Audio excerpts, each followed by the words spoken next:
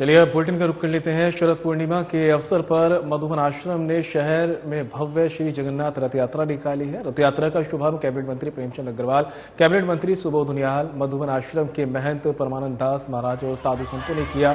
दोनों कैबिनेट मंत्रियों ने रथ पर सवार बलदेव, सुभद्रा और श्री कृष्ण भगवान को 56 भोग लगाया और उनकी विधिवत पूजा अर्चना के बाद राज्य की खुशहाली को लेकर प्रार्थना की। रथ यात्रा में ऋषिकेश के साथ आसपास के इलाके से हजारों भक्त शामिल हुए, जिन्होंने अपने हाथों से भगवान श्री जगन्नाथ के रथ की रस्सी को खींचकर पुण्य लाभ प्राप्त किया। मान्यता है कि जो भक्त जगन्नाथ रथ यात्रा में शामिल होता है, रथ की रस्सी को खींचता है और भगवान जगन्नाथ का गुणगान करता है, वो जन्म मरण के चक्रव्यूह से मुक्त हो जाता है। बता दें कि भगवान जगन्नाथ रथ यात्रा में विदेशी श्रद्धालु भी शामिल हुए। जगन्नाथ रथ यात्रा मधुबन आश्रम से शुरू होकर त्रिवेणी घाट चौक होते हुए रेलवे रोड स्थित गुरुद्वारा सिंह सभा पहुंचकर संपन्न हुई है। जगह जगह सैकड़ों भक्तों ने भगवान जगन्नाथ रथ यात्रा का पुष्प वर्षा से स्वागत किया। सुरक्षा को लेकर मुनिकीरेती, ऋषिकेश और रानी पोखरी की थाना पुलिस अलर्ट पर नजर आई और रथ यात्रा के साथ साथ व्यवस्थाओं को बनाती रही।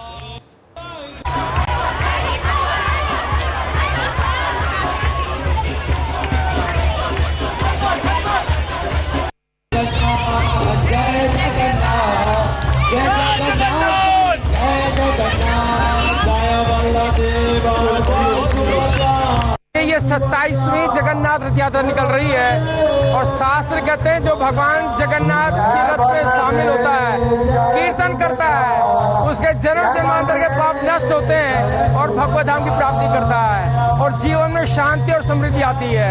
जय जगन्नाथ, हरि बोल। देखिए, शरद पूर्णिमा एक पावन दिन जिसके लिए लोग प्रतीक्षा करते हैं कि जब भगवान जगन्नाथ अपने मूल स्थान से और जनता को दर्शन देने के लिए निकलते हैं। आज भव्य शोभा यात्रा यहाँ से निकल रही है। मैं भी लेने के आया हूँ और इस अवसर पर सबको बहुत बहुत बधाई, बहुत शुभकामनाएं। आज 27वीं रथ यात्रा पे भगवान जगन्नाथ रथ पर आरूढ़ हुए हैं। ये बहुत ही आनंद उत्सव है। हजारों लाखों लोग जगन्नाथ जी के स्वागत में खड़े हैं और कहते हैं रथ पे जो भगवान जगन्नाथ का दर्शन करता है उसके जन्म जन्मांतर के पाप नष्ट होते।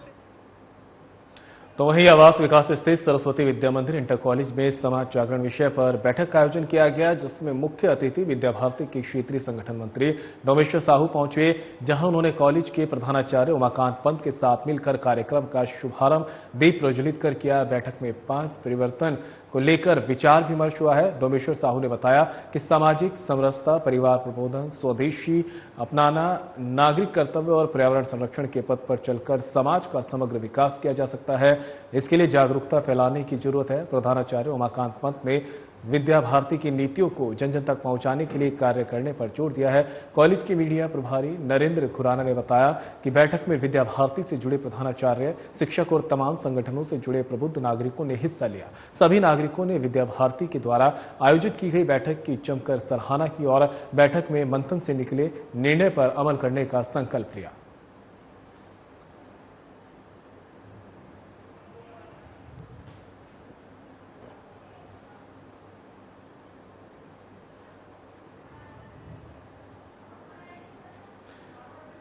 तो ऋषिकेश से अब तक खबर पहुंचा रहे, जहां पर बैठक में पहुंचे विद्या भारती के क्षेत्र संगठन मंत्री और चर्चा यहां पर काफी की गई है। साथ ही आपको बता दें समाज समग्र के विषय पर मंथन हुआ है।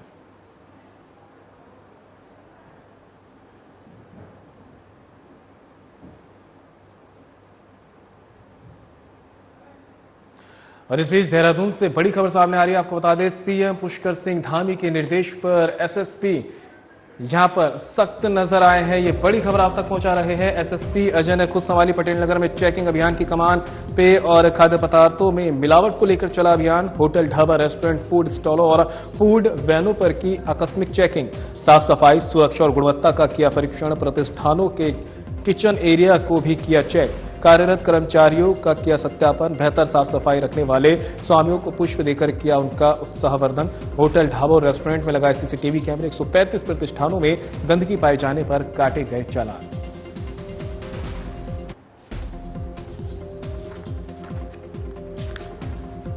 देखिए, जो आज जो पर्पस है इसमें कुछ घटनाएं उत्तराखंड के साथ साथ और भी जगह हमें देखने को मिलती है। जो स्वास्थ्य को के साथ खिलवाड़ के साथ जो देखा गया है कुछ, और बहुत लोग इसमें देश के विभिन्न भागों में FIR दर्ज हुई, उत्तराखंड के देखा आपने मसूरी में भी दर्ज हुई। बेसिक पर्पज यही सब माननीय मुख्यमंत्री जी के निर्देश है इसमें कि जो पब्लिक है उसके स्वास्थ्य के साथ कोई खिलवाड़ न करे, और जो भी चीज़ें हम बाहर जाके खाते हैं, होटल रेस्टोरेंट जाते हैं, ठेले, उस पर कहीं स्वास्थ्य का खिलवाड़ न हो और किसी की धार्मिक भावनाओं को आहत न किया जाए। इसको देखते हुए निर्देश जारी थे। तो राजधानी में पूरे समस्त थाना मतलब पूरे जनपद में एक अभियान के रूप में चलाया गया है जिससे जो लगातार चल रहा है, जिसमें खासकर जो हमारे होटल रेस्टोरेंट ढाबे ठेलियाँ लगती हैं उसमें कम से कम स्वास्थ्य का ध्यान रखा जाए, कोई ऐसी चीज़ ना बेची जाए मिलावटी या ऐसी चीज़ों को ना करा जाए गलत तरीके से जिससे कि किसी का स्वास्थ्य खराब हो। कभी कभी कोई ऐसा एक्शन करते हैं जिससे कि जो है कहीं ना कहीं धार्मिक भावनाएं आहत होती है। इसको देखते हुए मेरे ख्याल से अभी तक की जो रिपोर्ट है उसके साथ 750 के प्लस ऐसे होटल ढाबे रेस्टोरेंट चेक किए गए, और काफ़ी जगह हमने देखा है कि इस तरह की बहुत ज़्यादा जहाँ पर प्रिपरेशन होती, खाना बनाया जाता हो या कोई चीज़ ऐसे फास्ट फूड बनाया जाता है, वहाँ इतनी ज़्यादा गंदगी है कि जो कस्टमर जो हमारे होते हैं उनको पता भी नहीं होता कि जो वो खा रहे हैं वो किस तरह से प्रिपेयर किया जा रहा है, बर्तन जो रखे गए हैं किस तरह से धोए जा रहे हैं। खासकर अभी देखा फ्रीजर वगैरह में भी जो कुछ खाया हुआ सामान भी प्लेटों के साथ जो मुझे लगता है बच जा रहा है उसको भी रख दे रहे हैं, उसको गर्म करके खिला रहे हैं। तो ऐसे लोगों को पकड़ के फिर पुलिस एक्ट में चालान भी हो रहा है। बहुत जगह CCTV नहीं है, उनको हिदायत दी जा रही है कि आप लगाएं एटलीस्ट, जिससे कि आप ऑब्जर्व कर सकें जो आपके यहाँ काम करने वाले लोग हैं सही तरीके से काम कर रहे हैं कि नहीं कर रहे हैं। और दूसरा जिनके यहाँ है उनके यहाँ बहुत जगह खराब है, तो पुलिस एक्ट में चालान के साथ साथ और ऐसे लोग जो सत्यापन नहीं करा के बाहर के इस तरह के व्यवसाय में जरूर का सत्यापन करें। तो वहीं मसूरी वन प्रभाग द्वारा 8वां उत्तराखंड बर्ड फेस्टिवल का आयोजन विनोल हिल मसूरी वन्य जीव विहार में 18 अक्टूबर से 20 अक्टूबर तक आयोजित किया जाएगा, जिसमें देश विदेश से पक्षी प्रेमियों के साथ ही उत्तराखंड के विभिन्न स्कूलों के छात्र छात्राएं यहां के पक्षियों से रूबरू होंगे। साथ ही इससे जहां पर्यटन को बढ़ावा मिलेगा वहीं स्थानीय लोगों को भी रोजगार उपलब्ध होगा। वहीं प्रकृति प्रेमी इस स्थान से उत्तराखंड के पक्षियों के बारे में जानकारी हासिल करेंगे। प्रभागीय वन अधिकारी अमित कंवर ने बताया कि पहली बार बर्ड फेस्टिवल का आयोजन पहाड़ी क्षेत्र में किया गया। इससे पहले यह आयोजन मैदानी क्षेत्रों में ही होता है। इस फेस्टिवल में जहां पर्यटन को बढ़ावा मिलेगा वहीं स्थानीय लोगों को रोजगार के अवसर भी उपलब्ध होंगे। उन्होंने कहा कि राज्य सरकार भी लगातार ऐसे कार्यक्रम आयोजित कर रही है। इस कार्यक्रम में विभिन्न प्रदेशों के पक्षी विशेषज्ञ भी पहुंच रहे हैं। 8वां बर्ड फेस्टिवल है जो 18 अक्टूबर से लेकर 20 अक्टूबर 3 दिनों के लिए जो है बिनोग जो मसूरी वन्यजीव विहार का जो हिस्सा है वहाँ पे मनाया जा रहा है। ये एक स्टेट लेवल का फेस्टिवल है जिसमें जो है अलग राज्यों से भी जो है काफ़ी लोग इसमें प्रतिभाग करेंगे। इसमें जो है स्थानीय लोगों को भी जो है एक प्रशिक्षण के रूप में भी जो है बर्ड वॉचिंग जो हमारा क्षेत्र है उसके क्रम में जो है उनको भी प्रशिक्षण जो है वो दिया जाएगा, जिसमें एक्सपर्ट्स द्वारा जो है अपने जो उनके एक्सपीरियंस है या किस तरह से उन्होंने जो है अपनी ज़िंदगी में बर्ड वॉचिंग के क्षेत्र में जो है आयाम नए हासिल किए हैं उस बारे में भी एक्सपीरियंस शेयरिंग जो है वो भी किया जाएगा। इसमें जो है हमारा फोकस स्कूलों पे भी है। अभी तक लगभग 12-13 स्कूल्स हैं जिन्होंने कंफर्म किया है और जो है स्कूल्स के बच्चों का भी इसमें जो है पार्टिसिपेशन होगा, जिनके लिए विभिन्न एक्टिविटीज़ जो है उसमें प्लान की। नालंदा शिक्षण संस्थान इंटर कॉलेज खदरी की ओर से 3 दिवसीय राज्य स्तरीय विद्यालय खो खो प्रतियोगिता का आयोजन किया।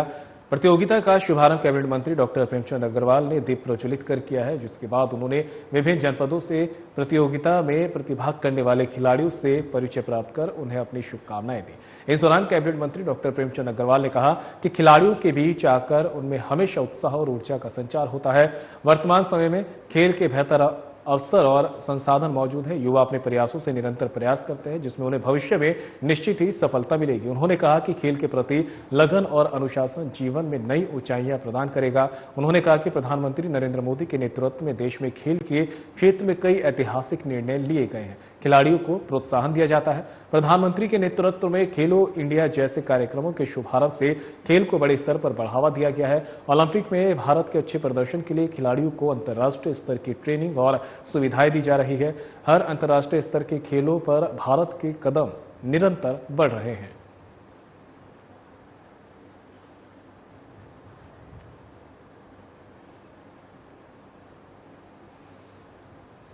और देहरादून से इस बीच बड़ी खबर सामने आ रही है। आपको बता दें, थूक जिहाद के खिलाफ डीजीपी अभिनव कुमार सख्त नजर आ रहे हैं। डीजीपी ने समस्त एसएसपी को दिए कड़े निर्देश, थूक जिहाद की घटनाओं पर करें कड़ी कार्रवाई, खाना बनाने वाले कर्मचारियों और परोसने वाले कर्मचारियों का करें सत्यापन, होटल ढाबों रेस्टोरेंटों में लगाएं सीसीटीवी, साफ सफाई का रखें ध्यान, कानून की सभी पहलुओं की जांच कर आदेश किया जारी।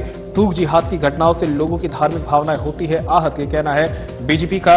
पर्यटकों और श्रद्धालुओं की सुरक्षा के लिए पुलिस सदैव तत्पर, होटल ढाबा और रेस्टोरेंट मैनेजर अपनी जिम्मेदारियों की प्रति रहे सतर्क, थूक जिहाद करने वालों पर होगी सख्त कार्रवाई।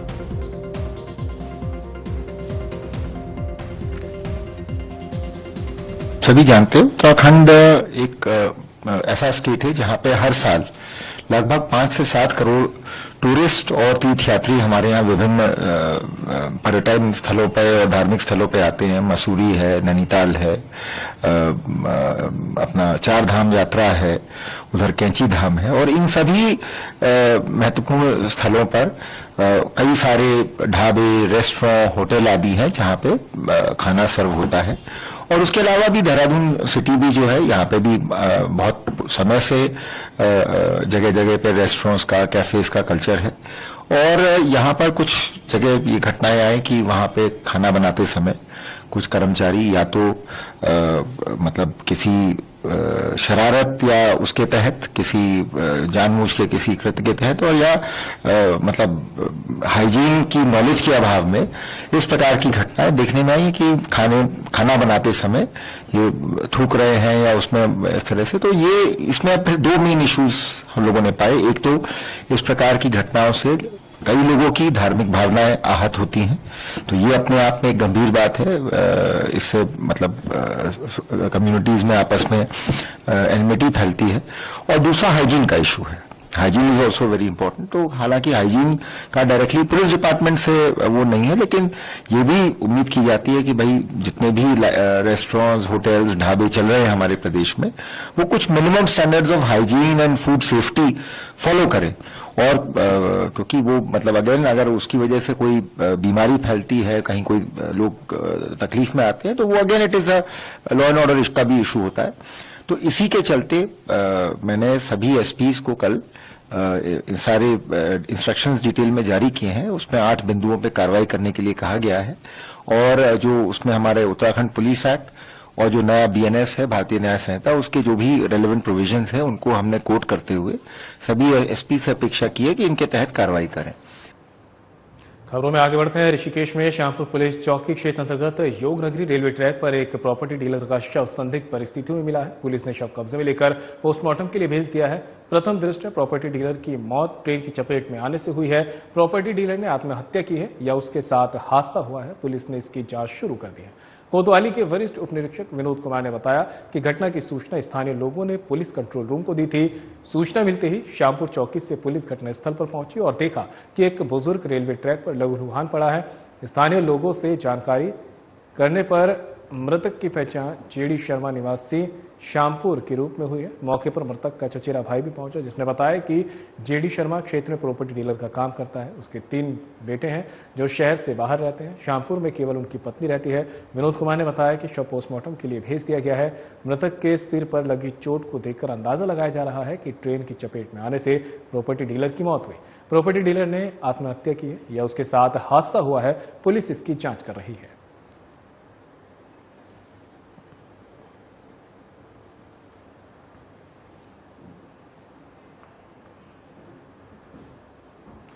और इस बीच चारधाम यात्रा से जुड़ी बड़ी खबर सामने आ रही है। आपको बता दें, चारधाम में बढ़ रही है श्रद्धालुओं की संख्या। चारों धामों के कपाट बंद होने से पूर्व धामों में उमड़ रहा श्रद्धालुओं का सैलाब। प्रतिदिन लगभग 24,000 से अधिक श्रद्धालु पहुंच रहे हैं धामों में। श्रद्धालुओं की सबसे ज्यादा संख्या केदारनाथ में। केदारनाथ धाम के लिए हेली सेवा पूरी तरह से फुल।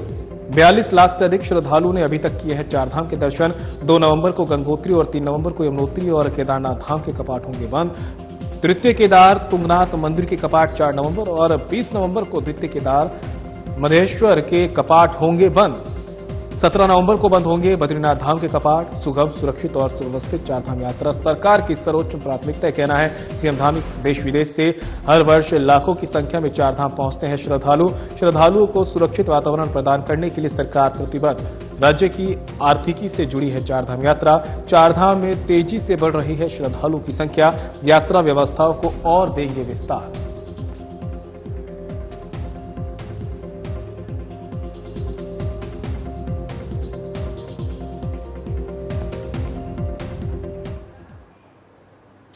तो वही खबर पर ज्यादा जानकारी के लिए उत्तराखंड से हमारा ब्यूरो चीफ कमल शर्मा और ऋषिकेश से हमारे सहयोगी दीपक नारंग हमारे साथ जुड़ गए हैं। सबसे पहले कमल, आपके पास आना चाहूंगा। जिस तरह से जो है कपाट बंद होने के समय धीरे धीरे नजदीक आ रहा है, ऐसे में देखा जा रहा है कि श्रद्धालु की संख्या और बढ़ती जा रही है। लोगों में क्या कुछ उत्साह देखने को मिल रहा है?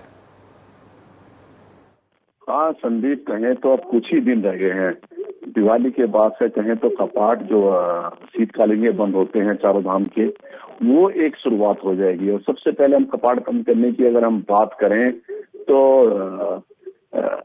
2 नवंबर जैसे 1 तारीख की दिवाली है, अगले दिन हम बात करें तो गंगोत्री धाम के जो है वो कपाट बंद हो जाएंगे। 3 तारीख की अगर हम बात करें कि बाबा केदार धाम यमुनोत्री के बंद हो जाएंगे। और सबसे अंतिम अगर हम कहें तो 17 नवंबर है, भगवान बद्री विशाल कपाट बंद होंगे। तो कुल मिला के कहें अब कुछ ही समय रह गया है। तो जैसे ही अब हम देख रहे हैं मौसम पूरी तरह से खुल गया है, सारी धूप चटक निकल रही है, सब कुछ है, तो हम देख रहे हैं कि लगातार जो संख्या है वो लगातार चारों धाम में बढ़ती जा रही है। क्योंकि बीच में कहें तो 1-1.5 महीना मानसून के कारण काफी रोड ब्लॉक थी और ये चीजें क्योंकि नहीं हो पाया, यात्रा नहीं हो पाई, कहीं ना कहीं दिक्कतों का सामना करना पड़ा। लेकिन अब हम देख रहे हैं कि जैसे ही यात्रा खुली है, सब कुछ हुआ है, तो उसके बाद लगातार हम देख रहे हैं कि श्रद्धालुओं की संख्या यहाँ पर लगातार बढ़ती जा रही है। खासकर बाबा केदारनाथ की हम बात करें तो यहाँ हम देख रहे हैं कि बहुत अधिक संख्या में बाबा केदार के द्वार पहुंच रहे हैं, जहाँ 3 नवंबर को कपाट बंद होने हैं। और जो हेली सेवा है, क्योंकि पैदल तो यहाँ जाते हैं, अधिकांश लोग हेली सेवा से भी जाते हैं। यहाँ पर 8 से 10 हेलीकॉप्टर लगे हैं जो चारों धाम की यात्रा कराते हैं। वहाँ भी हम देख रहे हैं कि लगभग फुल बुकिंग हो रखी है, वेटिंग में चल रही है। तो कुल मिला के कहें कि अब यात्रा जो है अंतिम चरणों में रह गई है। और क्योंकि कपाट अब बंद होने वाले हैं अगले महीने, तो काफी जोर शोर से यात्रा यहाँ पर चल रही है। बिल्कुल कमल, साथ ही ये भी सामने आ रहा है कि यात्रा को लेकर श्रद्धालु किस तरह की परेशानी ना हो, यात्रा सुगम हो सके। खुद पुष्कर सिंह धामी जो है मुख्यमंत्री, उन्होंने नजर बनाई हुई है, लगातार अधिकारियों को निर्देश दे रहे हैं कि यात्रा व्यवस्था में किसी तरह की कोई कमी ना रहे। बिल्कुल संदीप, क्योंकि अगर कहें तो उत्तराखंड जो देवभूमि है हमारी, एक टूरिज्म पे यहाँ पर टिकी और इस यात्रा पे बहुत बड़ा व्यवसाय यहाँ के रोजगारों को मिलता है। चाहे वो होटल की बात करें, चाहे वो ढाबे की बात करें, चाहे वो मोटर व्हीकल्स की बात करें, बहुत चीजें ऐसी हैं। क्योंकि जब ये 6 महीने के लिए यहाँ पर कपाट खुलते हैं और लाखों की संख्या में लोग यहाँ पहुंचते हैं। अभी भी 42 लाख से अधिक लोग इस बार चारों धाम की यात्रा कर चुके हैं। जितने भी रास्ते में हरिद्वार से ये शुरुआत होती है और हम कहें तो ऋषिकेश और जितने भी चारों धाम के जो रास्ते हैं वहां पर जितने ढाबे हैं और ये होटल्स बने हुए हैं और अन्य खाने पीने की दुकानें हैं और अन्य कई चीजें संसाधन है जो यात्रा से जुड़े हुए, वो एक बहुत बड़ा रोजगार यहाँ को मिलता है। तो सरकार का यही प्रयास रहता है कि ज्यादा से ज्यादा व्यवस्थाएं अच्छी हों, सुलभ हों, जिससे और अधिक संख्या में श्रद्धालु पहुंचे और यहाँ के लोगों को रोजगार बढ़े, जिससे यहाँ की आर्थिकी भी बढ़े। तो ये प्रयास सरकार का रहता था। और ये देखते थे इसमें चीज में कहीं ना कहीं जब यात्रा हम देखते पहले 20 लाख, 15 लाख, 18 लाख यात्री होते थे और अब लाखों में चले गए, अब 42 लाख पहुंच गया। अगली बार, पिछली बार हमने देखा जो चला गया 57-58 लाख तक पहुंच गए। तो जैसे ही ये यात्रा बढ़ती है, लोग आते हैं यहाँ पर दूर दूर से, देश विदेश के कोने से यहाँ पर आते हैं, तो यहाँ जो पैसा यहाँ खर्च होता है, रहते हैं, खाते हैं, पीते हैं, सब यही लोगों को रोजगार मिलता है। तो यही सरकार का प्रयास है कि ज्यादा से यात्रा को बढ़िया व्यवस्था की जाए, जिससे जो श्रद्धालुओं की संख्या वो और अधिक बढ़ सके। बिल्कुल कमल, चर्चा का सिलसिला आपके साथ आगे बढ़ाएंगे, लेकिन दीपक भी हमारे साथ जुड़े पड़े हैं। दीपक, आपके पास आना चाहूंगा। जिस तरह से जो है लगातार संख्या बढ़ती जा रही है श्रद्धालु की, ऐसे में स्थानीय जो है वहां पे यातायात को मैनेज करना बड़ा मुश्किल हो जाता है। ऐसे में प्रशासन क्या कुछ कार्य कर रहा है कि लोगों को किस तरह की परेशानी भी ना हो?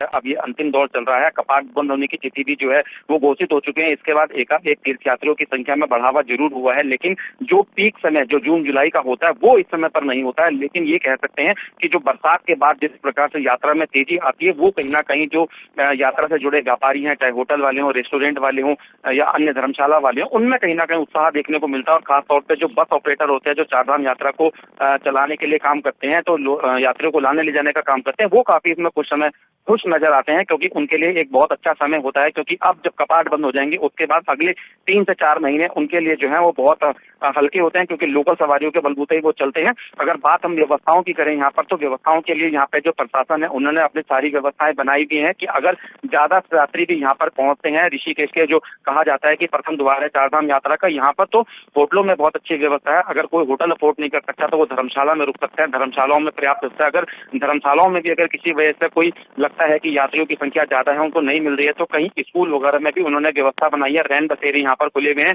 यहाँ पर तहसील प्रशासन जो है वो लगातार जो चारधाम यात्रा संचालित हो रही है, यहाँ पे जो अग्रिम जो रजिस्ट्रेशन हो रहे हैं, ये जो ऑफलाइन जो रजिस्ट्रेशन हो रहे हैं, उसके बारे में अपनी पूरी जानकारी हासिल कर रहा है कि किस दिन के लिए कितने यात्रियों ने जो है रजिस्ट्रेशन कराया, कितना यात्री ऋषिकेश पहुंचा, उनके लिए क्या यहाँ व्यवस्थाएं करी जा सके। सारे व्यवस्थाओं को यहाँ पे चौक चौबंद रखा गया है, क्योंकि उत्तराखंड के मुख्यमंत्री पुष्कर सिंह धामी का साफ कहना है कि यात्रा ही जो है उत्तराखंड की सबसे ज्यादा जो है विकास को यहाँ पर गति देती है, क्योंकि जितना हजारों लाखों जो श्रद्धालु यहाँ पर आते हैं, उनसे जो है वो अपनी जो राज्य की छवि है वो अपने साथ लेकर के वापस लौटते हैं, तो उनको किसी भी प्रकार की परेशानी ना हो।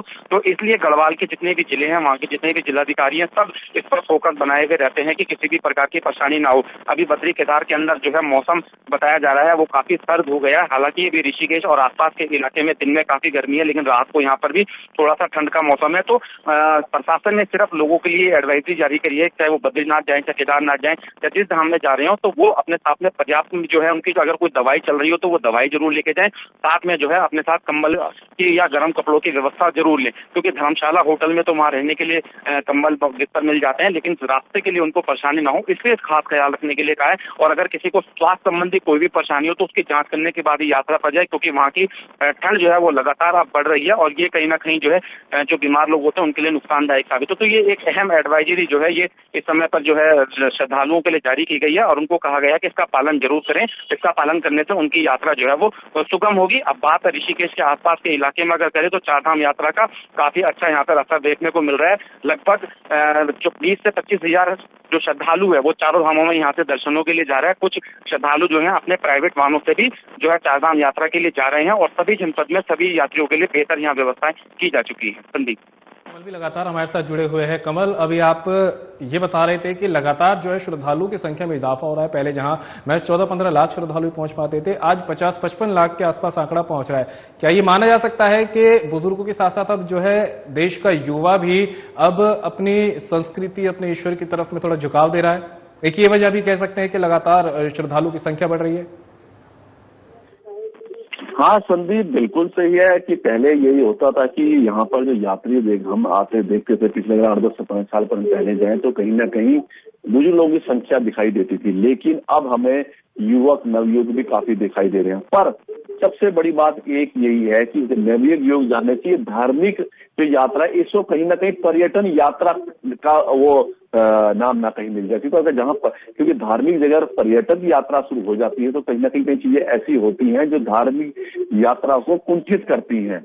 अगर ये चीजें हैं तो वो कहीं ना कहीं नुकसान देगी। पर यात्रा की संख्या लगातार बढ़ रही है और यही कहा जाता है अगर नवयुवक भी जा रहे हैं, वो लोग भी जा रहे हैं, तो कम से कम इस धार्मिक यात्रा का अनुपालन जरूर करें, जो उसके नियम होते हैं उसका पालन जरूर करें। कि क्यों ना क्यों, क्योंकि पर्यटक यात्रा और धार्मिक यात्रा में जमीन आसमान का फर्क होता है। तो ये चीजें विशेष ध्यान रखती है और ये अनुरोध भी लगातार हम जनहित में करते रहते हैं। आप संख्या में बहुत अधिक संख्या में आए, हर एज में यहाँ पर पहुंचे। पर सबसे बड़ी बात है ये यहाँ भगवान बैठते हैं, यहाँ भगवान की बहुत बड़ी शक्ति है। आपने ऐसा जरूर करना है कि उसकी धार्मिक पवित्रता को बनाए रखना है, इस पर एक विशेष बहुत ध्यान देना है। तमाम जानकारी के लिए आपका बहुत बहुत शुक्रिया। दीपक, आपका भी तमाम जानकारी के लिए बहुत बहुत शुक्रिया। फिलहाल बुलेटिन मेरे साथ इतना ही, दीजिए इजाजत, नमस्कार।